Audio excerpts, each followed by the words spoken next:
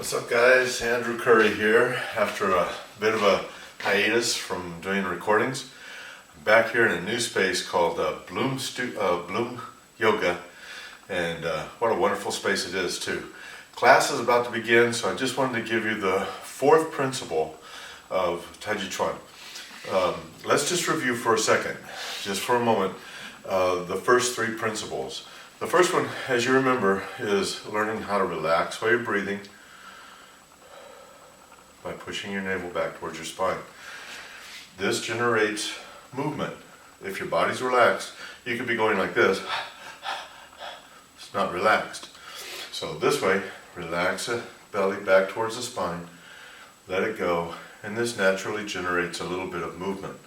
That little bit of movement can be exaggerated to make our arms fly or to step. Okay, we can use that little bit of effort or that little bit of and it's not even effort, it's more like you relax and it sets up a pendulum that just naturally goes one side to the other. The peaks of those pendulums are shapes. Okay, so relaxed movement is the first principle. Second principle is separating yin from yang, which, as you recall from the previous videos, to me primarily just means knowing which foot you're standing on. This foot is empty, this foot is full, the empty foot can be moved. Okay? This foot is full, this foot is empty foot can be moved. Separating yin from yang. Or, I'm always fond of saying yin from yang, but it's actually yin from yang. Okay? Third principle,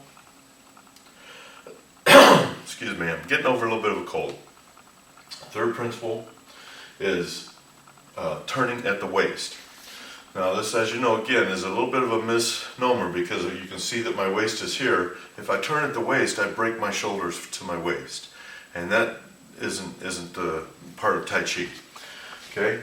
That's not a bad thing to do, it's just not part of Tai Chi. So when we say turning at the waist, we're actually meaning let the waist turn, which is different. And also you might call it, what I call it is closing and opening the hip. So now you can see that my shoulders and hips are staying in a line while my waist or my hips are turning. Okay, that's the third principle. Now, the fourth principle, the fourth and fifth principle are both, in my opinion, primarily aesthetic principles. While the first three just deal primarily with the body mechanics of Tai Chi Chuan, the second, or the fourth and the fifth, begin to address the internal art of Tai Chi Chuan. The fourth principle is what we call dangling the spine, or keeping the spine straight. So you have to just simply imagine, using your imagination and insight, to let your spine dangle from the top of your head. Okay, now if you're just standing straight up and you invoke this fourth principle, it's going to cause your knees and your hips to bend slightly, and you're going to feel a nice release or relaxation in your spine. You know, the trick is, if there is one, is to try to keep that feeling throughout your movements. So the first thing you do is you step out, you relax your spine. A lot of people call this tuck the tailbone. But what I find when I ask people to tuck their tailbone is way too much tension in their hips. So now all of a sudden their hips aren't moving. Okay, so if you just relax enough to feel your bottom going down towards the ground a little bit, you'll have it. It doesn't take very much. Okay, so now drop my tailbone and I begin to move. I'm going to keep that sensation. Okay, and I can keep that sensation even if I'm in a fairly exaggerated shape. I can keep that sensation even if I'm bending over.